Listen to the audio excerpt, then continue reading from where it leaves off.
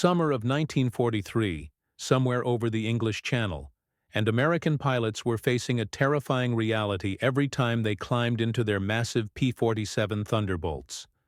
The German Focke-Wulf Fw 190s were faster, more maneuverable at combat altitudes, and were turning bomber escort missions into death traps for Allied airmen. But within months, something would change so dramatically that Luftwaffe pilots would file reports claiming American fighters had developed supernatural performance capabilities at high altitude. Before we dive into this incredible story of wartime innovation, if you're fascinated by the untold engineering breakthroughs that changed history, hit that subscribe button and ring the bell. You won't want to miss the stories we're bringing you every day. Now let's discover how one engineer's forbidden fuel mixture turned the tide of the air war over Europe. The Republic P-47 Thunderbolt was a beast of an aircraft, a 7-ton monster that pilots affectionately called the Jug because of its milk bottle shape. Powered by the massive Pratt Whitney R2800 double wasp engine, an 18-cylinder radial powerhouse displacing 2,800 cubic inches, this fighter was built around a turbo supercharger system that promised exceptional high-altitude performance. The theory was brilliant. As the aircraft climbed, the turbocharger would compress the thinning air, maintaining sea-level manifold pressure all the way up to 30,000 feet, where German fighters struggled to breathe. But theory and combat reality were proving to be two very different things in the skies over Europe. When P-47s first entered combat in April 1943, pilots quickly discovered their aircraft had a dangerous weakness between 15,000 and 25,000 feet, precisely where most bomber escort missions took place. The Fw 190A, with its BMW 801 radial engine, producing 1,600 horsepower and weighing nearly 2,000 pounds less than the Thunderbolt, could accelerate away from pursuing P-47s with insulting ease. The German fighters were slaughtering American bomber formations, and the P-47s assigned to protect them were watching helplessly as their engines strained and stuttered at combat power. Pilots reported a frustrating phenomenon. Push the throttle forward for maximum power, and the engine would stumble, cough, and sometimes nearly quit entirely at precisely the moment when every ounce of thrust mattered.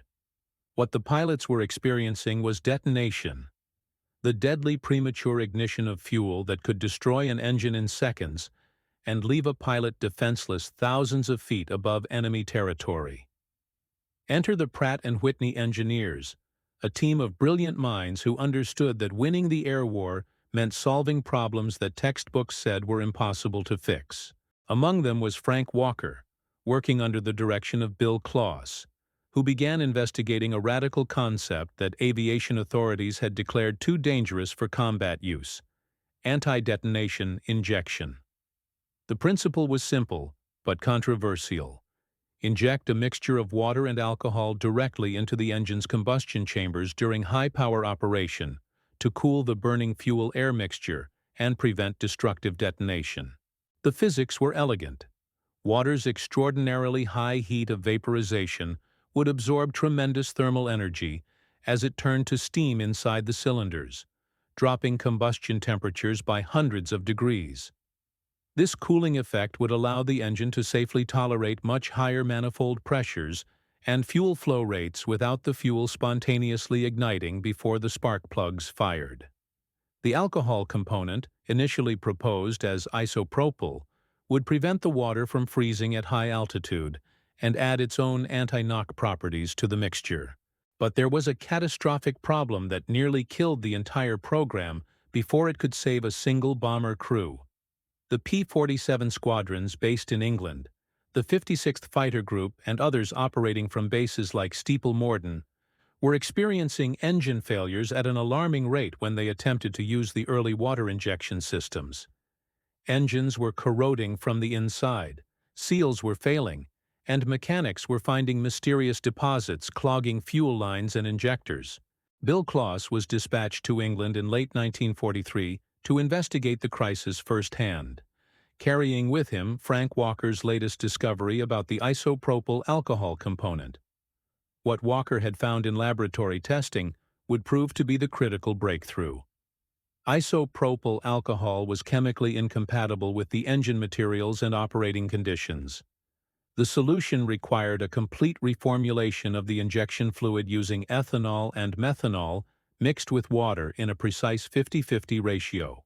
The transformation was immediate and almost miraculous when squadrons switched to the new mixture in January and February of 1944. P-47 D-10 models arriving with factory-installed anti-detonation injection systems and the corrected ethanol-methanol water formula suddenly displayed performance that stunned both American pilots and their German adversaries.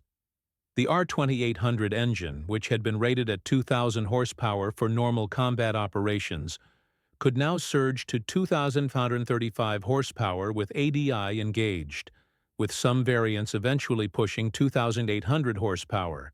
This wasn't just a modest improvement. It was a complete game-changer that redrew the tactical map of the European air war. At 25,000 feet, where FW-190s had previously dominated, P-47s equipped with the water methanol injection could suddenly accelerate like they'd been shot from a cannon. Pilots discovered they could engage the ADI system for 5 to 10 minutes during combat, though the recommended burst was just 1 to 2 minutes to avoid overtaxing the engine. The power increase translated into capabilities that German intelligence initially refused to believe. Luftwaffe pilots filing combat reports claimed American Thunderbolts were achieving speeds they calculated as impossible for an aircraft of that size and configuration. Some German commanders suspected the Allies had developed a secret jet-assisted takeoff system or captured German rocket technology. The reality was even more impressive. Properly flown P-47s with ADI could reach 430 miles per hour at 30,000 feet, nearly matching the performance of the lighter P-51 Mustang, while carrying significantly heavier armament and possessing far superior dive characteristics. And the critical altitude band between 20,000 and 28,000 feet, where bomber formations cruised and FW-190s hunted, the Thunderbolt had transformed from prey to apex predator. Combat tactics evolved rapidly to exploit this newfound capability. The P-47's legendary toughness, with its air-cooled radial engine able to absorb punishment that would down a liquid-cooled fighter, combined with its new speed advantage to create a nearly unbeatable combination. Pilots developed the boom and zoom technique to perfection.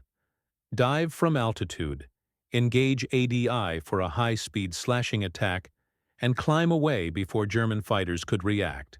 The 56th Fighter Group, commanded by men like Hub Zemke and including aces like Francis Gabreski, became the highest-scoring fighter group in the European theater, credited with destroying over 1,000 enemy aircraft. Gabreski himself, who transitioned to the water injection-equipped P-47s in early 1944, described the difference as like someone bolted a rocket to the back of the airplane. His combat reports detail engagements where he caught and destroyed FW-190s that months earlier would have simply pulled away from pursuit. The engineering elegance of the ADI system extended beyond just the power boost. The water methanol injection actually improved engine reliability during high-power operations by preventing the catastrophic detonation that had been destroying cylinders and pistons. The cooling effect protected engine components from thermal stress, allowing pilots to use war emergency power settings with confidence rather than desperation. Implementation required careful pilot training and disciplined fuel management. The ADI reservoir held approximately 15 gallons of the ethanol-methanol water mixture, enough for roughly 15 minutes of operation, at typical flow rates of 9 to 12 pounds per minute, depending on power setting. Pilots had to learn to use this precious resource strategically, saving it for the critical moments when performance meant the difference between victory and death. Ground crews became experts in mixing the precise ratios required, understanding that too much water could cause engine damage from hydraulic lock, while too little alcohol could lead to freezing at altitude or insufficient anti-knock properties.